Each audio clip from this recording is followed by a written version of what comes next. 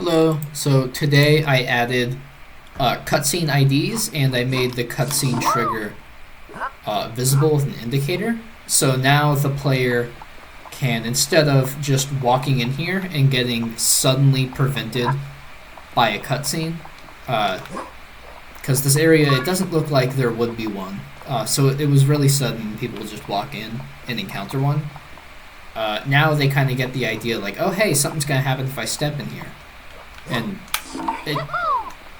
to a lot of gamers, it will be obvious this is a cutscene, and even if it isn't, if they step in and they don't want it, they can just skip it, because we do that. And if they avoid it, to reload this.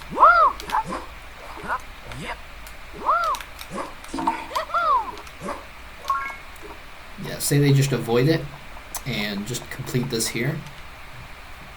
All it will show is just the gate falling now, which there's still no animation for that. And then the trigger is gone. And if they were to go and grab this down here, I probably should have moved it up there before I started like recording, but whatever.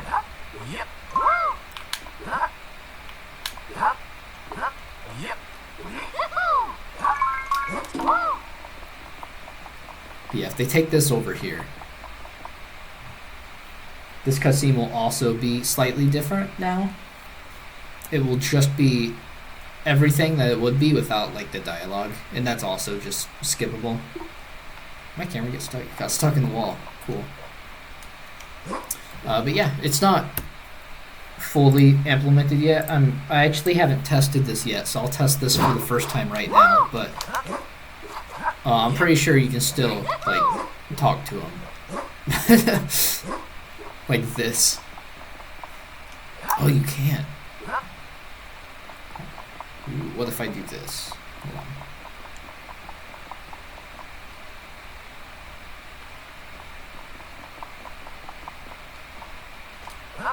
I guess you can't anymore.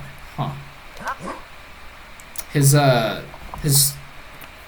talk trigger might not turn on until you step on the trigger, which I don't remember doing, but that's convenient for me right now because that was something I thought I was gonna have to fix.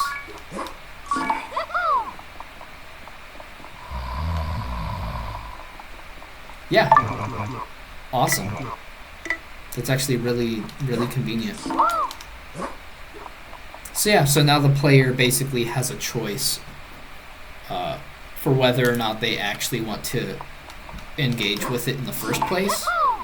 And really the main thing that's great about this is just the fact that the expectation going into it changes. It's no longer that was some weirdness going on. It's no longer a question of what just happened. Like they don't walk in and immediately feel, oh, what the heck? And now it's more like, oh, I wonder what this is. Right? It changes the entire mood of it.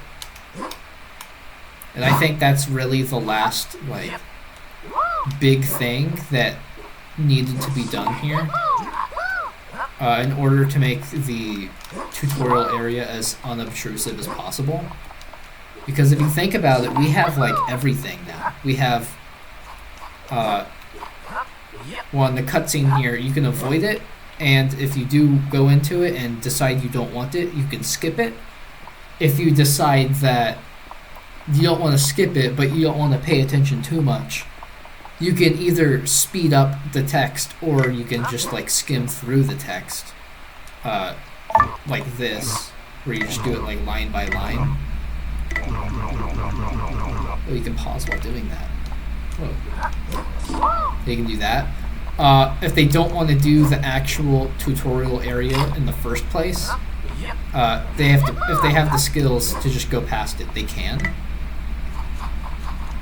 They don't even have to do any of this if they already know everything that they need to know. And even the players that do come in here, the area is designed so it's basically... Rocky, stop, 1 second. Where it opens up quite a bit, and they're basically just free to learn at their own pace. They don't have to talk to any of these NPCs, but if they do, they get helpful tips or things spelled out to them.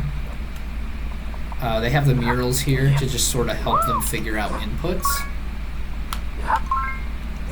And even some things that don't have murals that are just fun for exploration. Like, oh, how do I get in this hole? Oh, that's how. Right, there's some exploration in here too. Especially with things like trees and the river pushing players.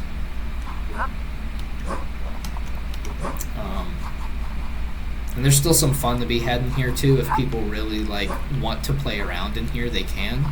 A lot of this negative space we still have to fill up. So the level's not done or anything, but that jump is possible. It's possible. I've done it. But yeah, it's kind of just like a playground for learning at this point. Oh, that was kind of sick. But that's basically all I could really ask for the tutorial to be. The only other major improvement area would be if in the future we decide to extend the top here. That was a bug. That looked cool. It looked like I slid down it. That was something I wanted to implement at some point, but I didn't really have the time to get it working. Where if you slide on a hill, it'll maintain your momentum. But I was thinking if we do change anything at all about the level, it'd probably mostly be extending this to have something else. Just making it a little further. But even that, I'm really not that concerned about, because the level's supposed to be short anyways. It is a tutorial level. The next levels will be real. But yeah, I'm pretty happy with how it's starting to turn out. And I was really excited about this cutscene breakthrough I had earlier. My mind was blown. I love thinking about the game design in that way. Really changes your perspective on things. But that's about it for now. Yeah.